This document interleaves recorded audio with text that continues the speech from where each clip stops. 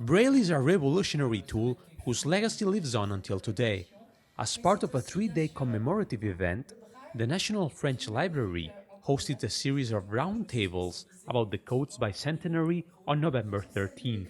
Organized by a group of 4 blindness and partial sight associations in France, many disability advocates gathered to discuss some of the current main issues for French people with visual impairment, from education to digital accessibility, going also through an insightful presentation about the current use of Braille in the labor market. Attendants also had the chance to listen about the impact of learning Braille in visually impaired person's brain. Apart from reuniting stakeholders linked to the promotion of Braille at a French level, we had the chance to chat with other promoters of the rights of blind and partially sighted people worldwide. Among others, we could listen from Santosh Kumar, World Blind Union's newly elected president, who shared his perspective of Braille as a common language that unites the community of visual impairment across the globe. The Braille, as you rightly pointed out, is a universal language for blind and partially sighted people and deafblind as well.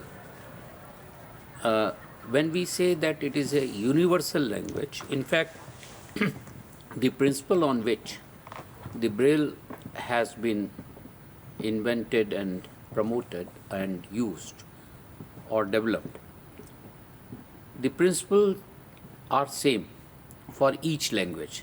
Originally conceived as a series of dot combinations, Braille has evolved into a wide variety of domains, such as art, mathematics, and technology. Music is also one of the disciplines where the code has been applied to.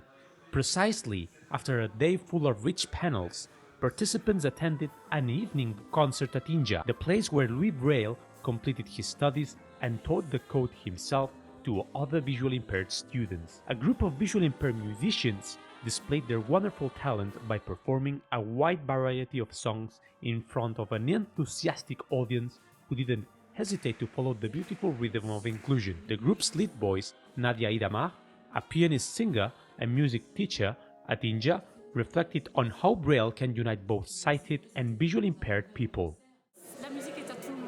Music is for everybody. It's shared with everybody. It allows young visually impaired person to play music with sighted people.